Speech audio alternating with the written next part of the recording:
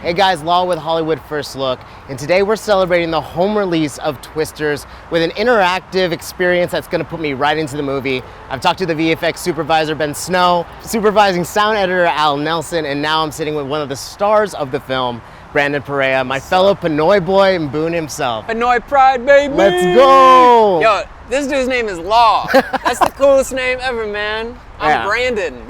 But you're a movie star. Let's not gloss over that. Cheers, thank you. My man, like, Boone is such a cool character to see you play, especially, you know, with that Asian American element. You get to do like the Southern accent stuff, wear the mustache. How much does the mustache actually inform the character for you? I needed it. Yeah. You know, what was cool about this part is I never like auditioned for the role of Boone. Yeah. You know, so I got to like really craft it from ground up. And yeah, just talking to the director, Lee Isaac Chung, just texting him photos of what I want to look like, mustaches, long hair, all that. And I'm so glad that he trusted me with the role. And I sent him a voice note being like, hey man, look, I'm going to be sounding like this, all right? So just please go with me here. And then he was like, oh, I love it. And I was like, thank God. So dude, yeah, it all worked out. So I was glad I was able to craft a character from ground up like that. And you know, to be Filipino and Puerto Rican playing a role like that, I feel like in a big studio movie, you don't really get that, you know? So I really wanted to swing big, you know?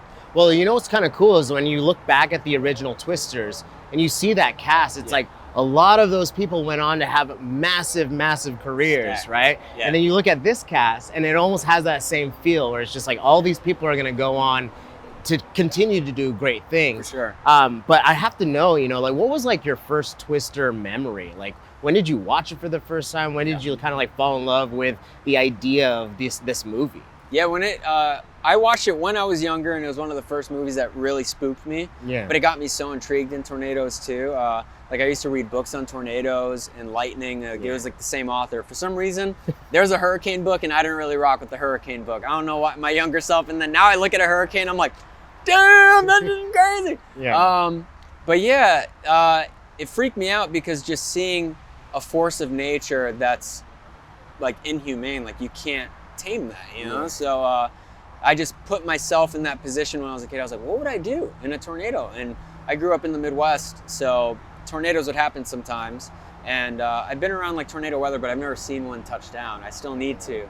I'm a chase next season. I'm a peep it. But the first movie was just rewatching it now. I saw how fun it was. Yeah. So then that's what I really wanted to bring, like very inspired by Philip Seymour Hoffman's performance. Totally.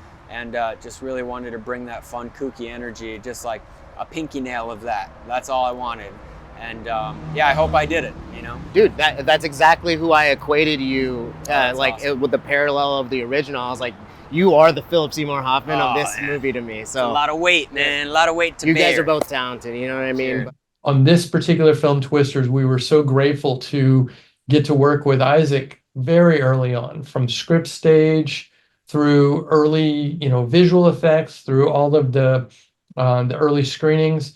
And along the way, we were able to establish our dialogue and our language about what these things sound like, and what the movie sounds like, and what the personality of the movie is, and what the character is of the film. And all of that needs to be perceived in the sound or with the sound.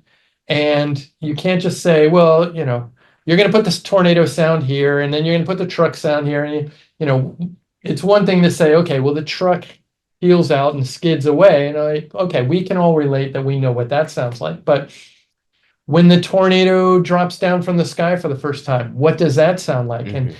And when Kate is under the overpass hanging on for dear life and the tornado is surrounding her and it's deadly, what does that sound like? And you can't just speak to another person and say, well, it sounds like a tornado.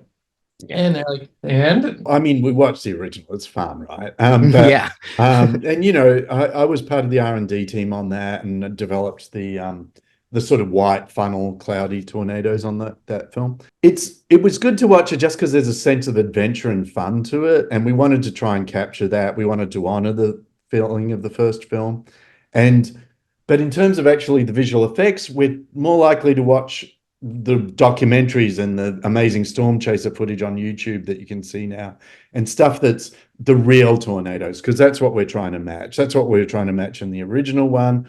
and we just didn't have quite the references that we had now, and we certainly didn't have the computing power that we have now. So, but then the audience is also more sophisticated now.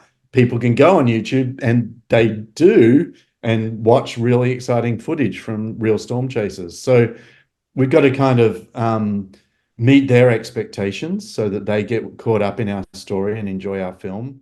It all came down to research, man. Okay. Like watching real storm chasers on the field, and there's just this animalistic burst of energy that they get when they see that force of nature, where it seems uncontrollable, of this thrill and joy, like where they just have to eject just this crazy energy. So that's just what I wanted to bring to it, was that excitement and that rage nearly of just like, whoa, come on. So, and then looking up at the sky, I got a lot of experience doing that with Nope. Looking at pretending there's a cloud there, just like, so I brought that same eyes to twins, we got twins. Yeah. You know what I mean? Well, I'm about to go into this interactive sound stage. Have fun, man. Any last minute advice? I'm going to be sharing the screen with you. Yeah. So I'm going to be the discount Glen Powell for the day. Yo. Before we wrap, what can you tell me about being in that driver's seat? What should I do to fully immerse myself? So, have fun. Have fun like it is when you watch the movie. When you watch it at home, you're going to have fun. And when Law's acting with Boone in this truck, he's about to have a blast too. So just go crazy. For real though, go crazy. Oh, I'm gonna do it. Go nuts. All right, you guys can own Twisters right now at home. Get it on Blu-ray, get it on digital. Brandon, thank you so much for your time, brother. Thank you so much. Proud of you. Appreciate so excited to see where you go. But God bless, man. Twisters, baby. Woo! If you feel it, chase it.